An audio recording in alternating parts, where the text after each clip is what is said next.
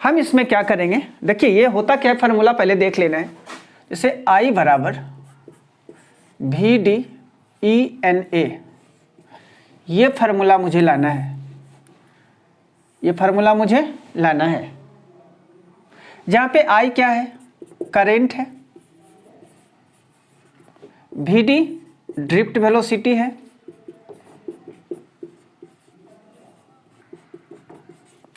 E charge of electron, N number of electrons per unit volume, पर unit volume, A बराबर cross sectional area है। ये चीज़ें हैं जो कि मुझे अभी प्रूव करके लाना है, ठीक है। तो चलिए इसके लिए हम क्या करेंगे, सबसे पहले एक कंडक्टर लेंगे, ये कंडक्टर लिया जिसका लेंथ L है, जिसका लेंथ L देके रखा है, क्रॉस सेक्शनल एरिया जो है वो A देके रखा है। क्रॉस सेक्शनल एरिया कितना है, A है, और इसमें जो नंबर ऑफ फ्री इलेक्ट्रॉन्स पर वॉल्यूम, पर यूनिट वॉल्यूम है, वो उसको हम N मान लेते हैं। Number of free electrons per unit volume कितना है, N है, ठीक। उसके बाद इस कंडक्टर के क्रॉस सेक्शनल एरिया A से होके मान लिया कि I करंट पास हो रहा है ना। लेटस इसको थोड़ा लिख भी लेंगे तो अच्छा रहेगा, क्योंकि आ सकता है, सवाल अच्छा है। हम क्या करेंगे, देखिए, let us consider a conductor of length L, cross sectional area, cross sectional area A दे दिया है ना, cross sectional area A, number of free electrons per unit volume,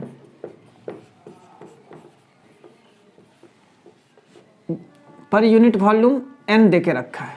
number of free electrons per unit volume कितना दे दिया है, N दे दिया है।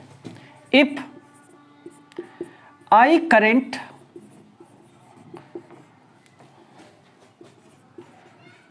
Passing through it, है ना, क्या मैं बोला, let us consider a conductor of length L, cross sectional area A, number of free electrons per unit volume N, and I current passing through it. Then we know that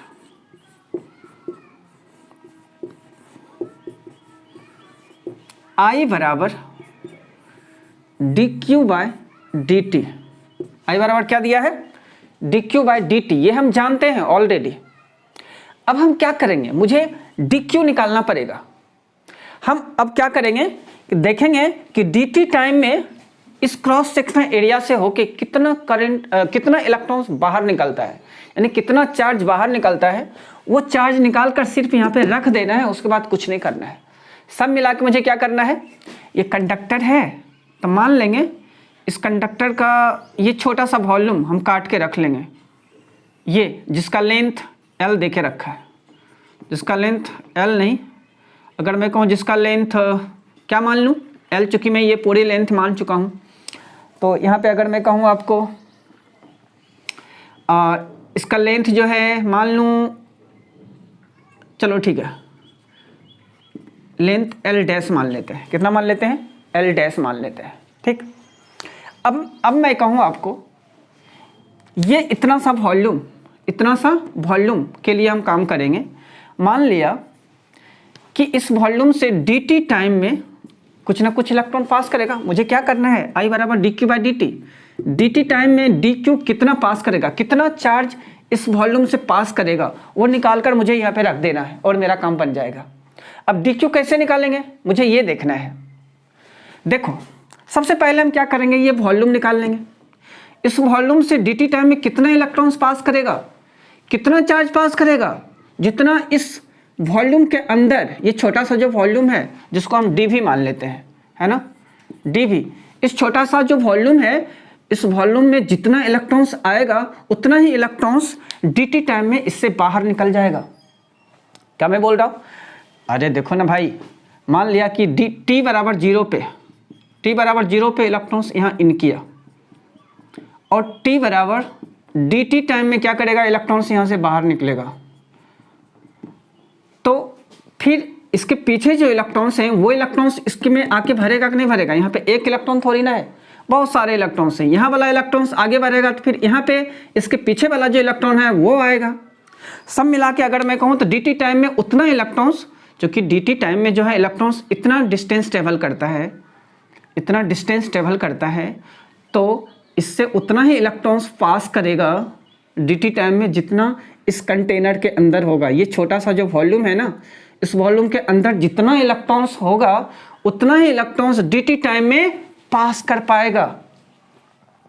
अब रही बात, चलो ठीक है, इसमें कितना इलेक्ट्रॉन है वो हम कैसे निकालेंगे, है ना। मान लिया ये छोटा सा जो वॉल्यूम है वो कितना है, dv है। छोटा सा वॉल्यूम कितना है, dv है। अब ये dv बराबर कैसे निकालोगे? आप जानते हो, कोई अगर आपको कोई सिलेंडर अगर दे दिया है, कोई सिलेंडर अगर आपको दे दिया है जिसका हाइट h दे के रखा है और ये बेस का एरिया a है, इसका वॉल्यूम आप कैसे निकालते हैं, a इंटू एल करके बेस का एरिया को हाइट से मल्टीप्लाई कर देते हैं तो मुझे वॉल्यूम आ जाता है। तो ये भी सिलेंड्रिकल वायर है ना जी, इसका भी एरिया हम क्या करेंगे, इसका भी वॉल्यूम निकालने के लिए क्या करेंगे हम, इसका जो एरिया है, ये बेस का एरिया, इसको इस लेंथ से मल्टीप्लाई कर देंगे। हम क्या करेंगे, a इंटू एल डैश। अब एल डैश कितना बड़ा होगा?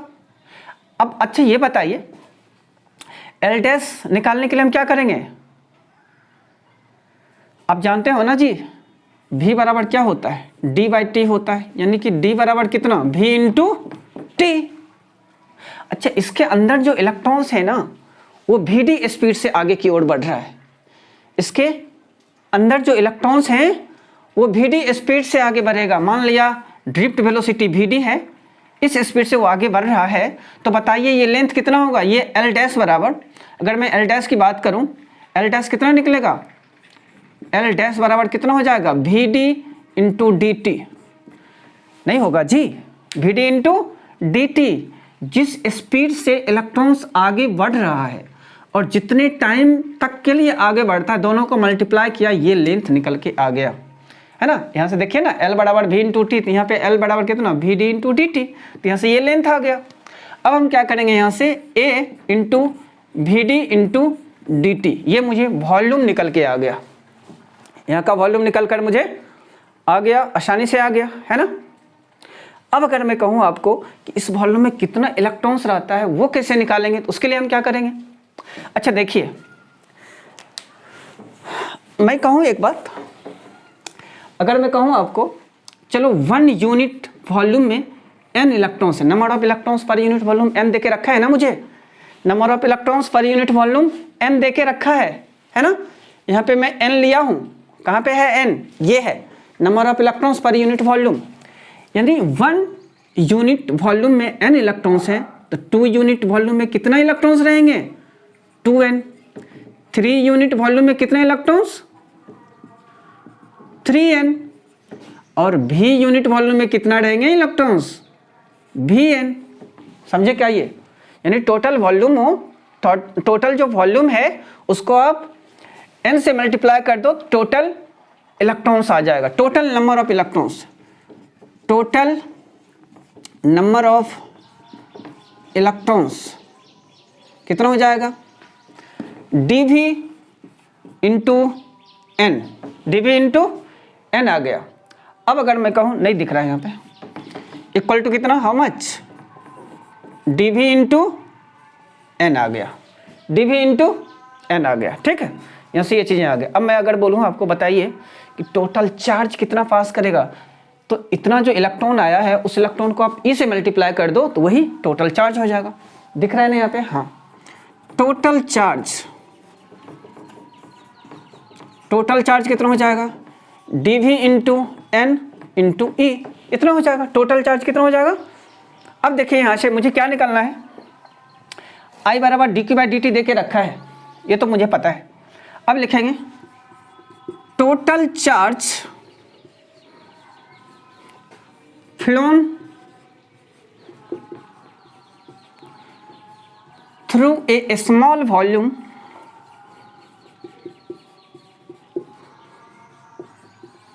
dv of conductor of length L dash is equal to dv into dt at time dt is dq। क्या मैं लिखा, total charge phloem through small volume, total charge इस small volume से dt time में कितना पास करेगा, L लेंथ है, L length वाले कंडक्टर से dt टाइम में कितना चार्ज पास करेगा, तो dq चार्ज पास करेगा। यानी कि दैट इज dq बराबर आ जाएगा, यहाँ से ये पूरा मैं निकाल के रखा हूँ। dq बराबर क्या हो जाएगा, टोटल चार्ज बराबर, सबसे पहले हम वॉल्यूम से मल्टीप्लाई करेंगे, किसको, n से, और फिर किसको मल्टीप्लाई करेंगे, e से। वॉल्यूम जो है उसको n से मल्टीप्लाई कर देंगे इलेक्ट्रॉन डेंसिटी से, तो टोटल इलेक्ट्रॉन निकल कर आ जाएगा, और फिर एक इलेक्ट्रॉन पे जो चार्ज है उससे मल्टीप्लाई कर देंगे तो मुझे टोटल चार्ज आ जाएगा।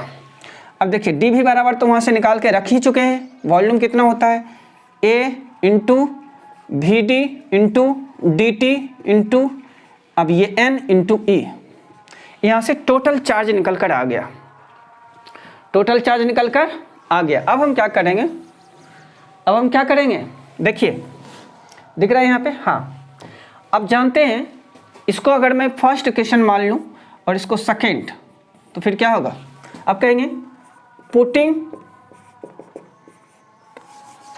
कुछ नहीं। अब ये सेकेंड इक्वेशन से ये डी क्यू की वैल्यू निकाल कर इसमें रख देना है, किसमें, फर्स्ट इक्वेशन में। तो आई बराबर D Q by D T, आप जान रहे हैं डी क्यू की वैल्यू कितनी है, डी क्यू की वैल्यू कितनी है जी, यहाँ पे देखियो A V D D T N E upon D T. अब देखिए डी टी कैंसिल हो गया, यहाँ से A V D N E, इसको हम ऐसे भी लिख सकते हैं V D E N A, यानी कि आई बराबर वीना, आई बराबर वी ई एन ए, ये निकल कर आ गया, निकल कर मुझे आ गया। यही तो मुझे प्रूव करना था, आई बराबर वी ई एन ए।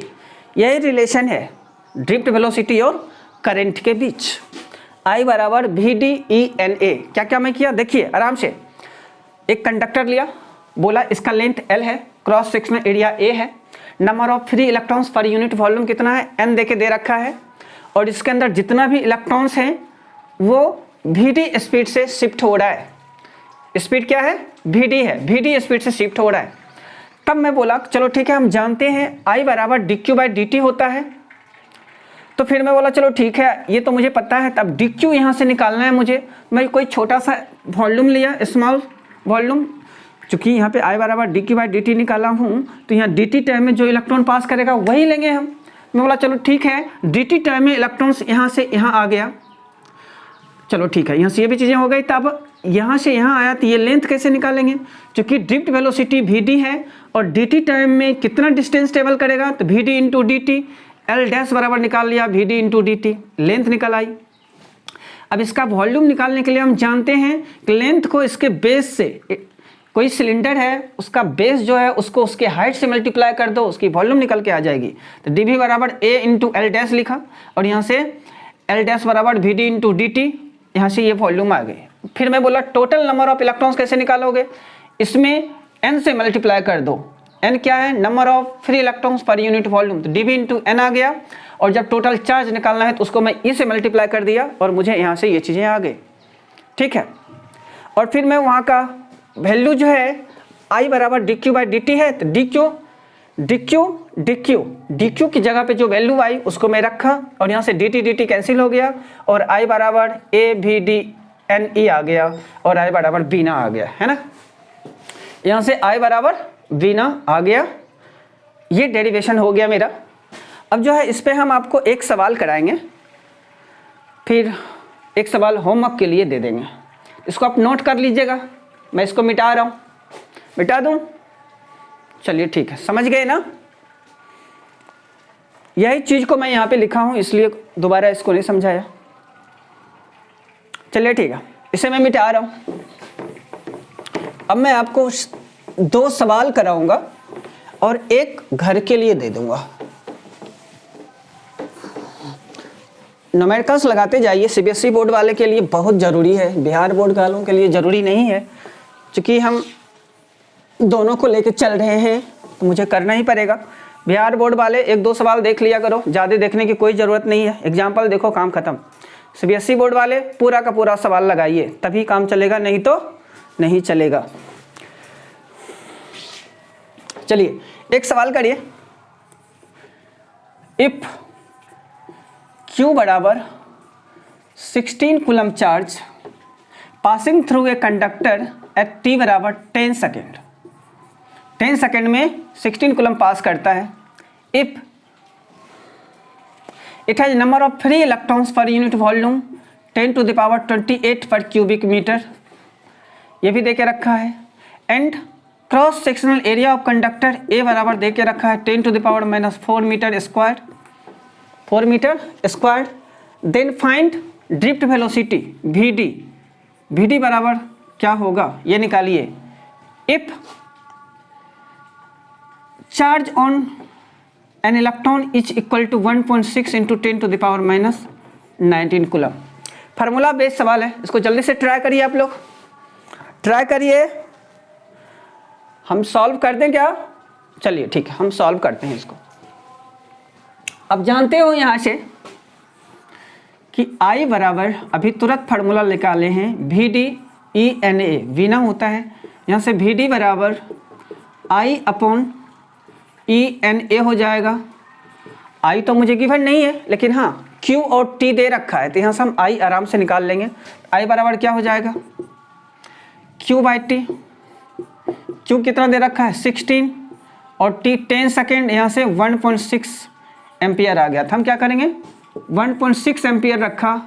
इलेक्ट्रॉन में पे कितना चार्ज होता है 1.6 into 10 to the power -19 coulomb and 10 into 10 पर पावर 28 दे रखा है। Area 10 to the power -4। अब यहाँ से ये तो कट गया, 10 to the power -19, 10 to the power 28, 10 to the power -4, 19 और 4 कितना हो जाएगा 23 -23, यानी कि अगर मैं कहूँ आपको 1/10 to the power -23 into 10 to the power 28, अब ये 23 होगा। अब 28 में 23 घटेगा, कितना हो जाएगा 1/10 टू द पावर 5 और यहाँ से -5 ने +5, सही है। और फिर यहाँ से आ जाएगा 10 टू द पावर -5 मीटर पर सेकेंड। ये ड्रिफ्ट वेलोसिटी निकल कर आ गई, समझ गए? ठीक है, इसमें तो कुछ था ही नहीं। चलो ठीक है, मैं आपको एक सवाल होमवर्क के लिए दे रहा हूँ, फिर एक सवाल मैं आपको बताऊंगा। इफ I बराबर 4 एम्पियर, I बराबर 4 एम्पियर देके रखा है। Number of free electrons per unit volume 10 to the power 29 देके रखा है पर क्यूबिक मीटर। अगर मैं कहूँ आपको क्रॉस सेक्शनल एरिया जो है वो देके रखा है 1 into 10 to the power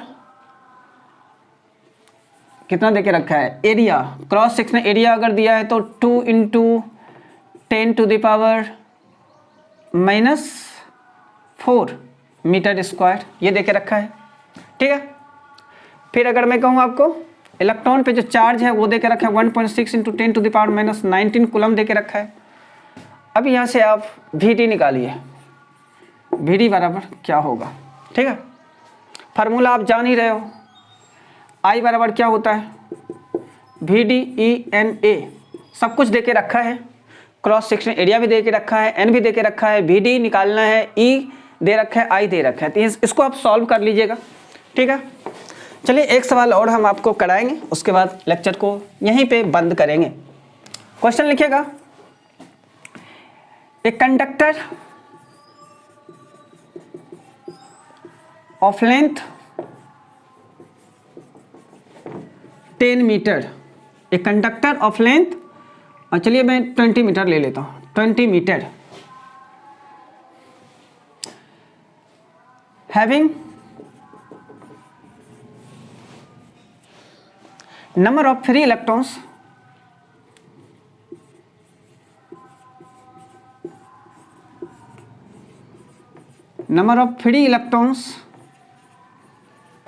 per unit volume,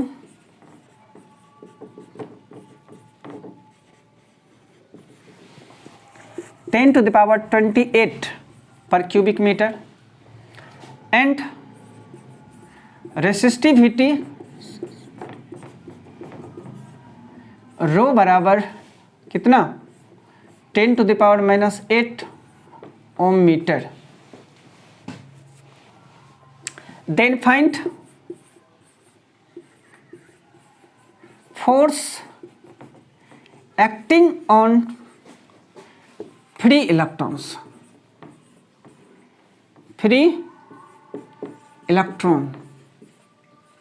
if I बराबर 10 ampere current passing through it. ठीक, यहां से ये चीजें हो जाएगी। ये सवाल है, इसको जल्दी से आप लोग बनाइए, 1 मिनट ट्राई करिए। A conductor of length 20 metre having number of free electrons per unit volume 10 to the power 28 per cubic metre and resistivity 10 to the power -8 ohm meter, then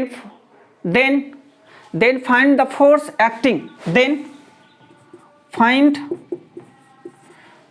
acting, on free electrons if I बराबर 10 ampere current passing through it. Solve करिए इसको, फिर मैं करूं?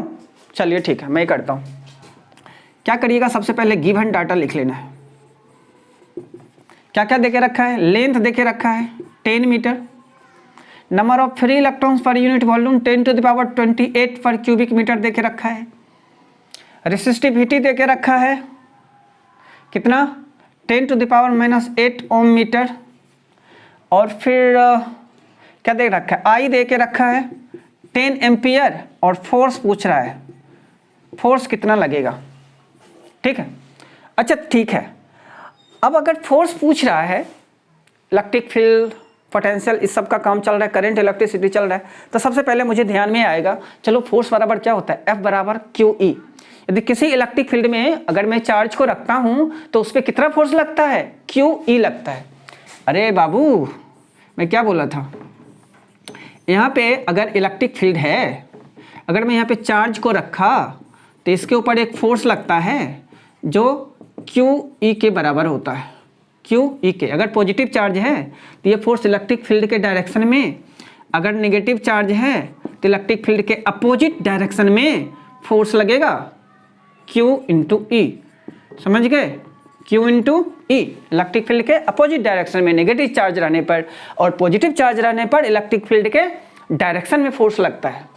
तो यहाँ से F बराबर QE हम लिख सकते हैं। ठीक है, अब रही बात, यहाँ पे चार्ज मुझे निकालना पड़ेगा। अच्छा, कोई कंडक्टर है, तभी तो मैं आपको चार्ज निकालने के लिए सिखाया हूँ। ये लेंथ L है, क्रॉस सेक्शन एरिया A है, number of free electrons per unit volume अगर M दे के रखा है, एक इलेक्ट्रॉन पे चार्ज जो होता है वो तो होता ही, जानते ही हैं। तो चार्ज कैसे निकालेंगे, Q बराबर क्या हो जाएगा, सबसे पहले वॉल्यूम, V वॉल्यूम में N से मल्टीप्लाई कर देते हैं तो मुझे टोटल इलेक्ट्रॉन निकल जाता है, और उसको E से मल्टीप्लाई करते हैं तो टोटल चार्ज निकल कर आ जाता है। तो Q बराबर सबसे पहले वॉल्यूम कैसे निकलेगा, एरिया जो A दे रखा है उसको लेंथ से मल्टीप्लाई करेंगे, वॉल्यूम निकल के आ जाएगा। n से मल्टीप्लाई करेंगे, टोटल नंबर ऑफ इलेक्ट्रॉन्स आएगा। और फिर E से मल्टीप्लाई करेंगे, टोटल चार्ज आ जाएगा। तो यहाँ से मुझे आ गया ALNE। और इलेक्ट्रिक फील्ड चूंकि यहाँ पे देके नहीं रखा है तो हम इसको रेसिस्टेंस देके रखा है, रेसिस्टिविटी देके रखा है, तो हम कोशिश करेंगे इलेक्ट्रिक फील्ड को रेसिस्टिविटी के टर्म में लिखने का। E बराबर आप क्या जानते हैं, V/L होता है। तो यहाँ से L कैंसिल हो जाएगा, यहाँ से ANE और V बराबर क्या होता है, IR। I भी देके रखा है तो उसके टर्म में तोड़ना है मुझे। यहाँ से ANEI। R बराबर क्या होता है, रो इंटू L/A। अब यहाँ से A कैंसिल हो गया और यहाँ से आ गया NEI रो L। फोर्स बराबर यहाँ से ये चीज़ें आ गई। अब है कुछ नहीं करना, सबकी वैल्यू यहाँ पे दे रखी है, आपको रखना है यहाँ पे और आंसर निकाल लेना है। ये काम हम आपके लिए छोड़ते हैं, ये आप घर पे कर लीजिएगा, है ना। क्या बोला, F बराबर जो आया है ये पूरा का पूरा वैल्यू रखना है और कैलकुलेट करके निकाल लेना है, ठीक है। F बराबर QE आया, किसी भी इलेक्ट्रिक फील्ड में किसी चार्ज को रखते हैं तो फोर्स जो लगता है वो QE के बराबर होता है। QE आ गया। Q कैसे निकालते हैं मैं डेरिवेशन में भी समझाया और यहाँ भी समझा रहा हूँ। Q बराबर क्या करते हैं निकालने के लिए, किसी सिलेंडर से, किसी वायर से पहले वॉल्यूम निकालते हैं, वॉल्यूम को number of free electrons per unit volume से क्या करते हैं, मल्टीप्लाई करते हैं, तो वॉल्यूम इंटू n, फिर उस नंबर ऑफ फ्री इलेक्ट्रॉन्स को, जितने इलेक्ट्रॉन्स निकला है उसको एक इलेक्ट्रॉन के चार्ज से मल्टीप्लाई करते हैं, टोटल चार्ज निकल के आ जाता है। और वहाँ पे ये रखा, फिर इस इलेक्ट्रिक फील्ड को पोटेंशियल के टर्म में तोड़ा, V/L होता है E बराबर, और फिर V बराबर IR होता है और R बराबर रो इंटू L/A होता है। बाकी चीज़ें कुछ कट रही है और फिर यहाँ से ये चीज़ें आ गई। आप इसको कैलकुलेट कर लीजिएगा, फार्मूला बेस है, जो करना था फिजिक्स में वो मैं कर दिया, बाकी आप कर लीजिएगा।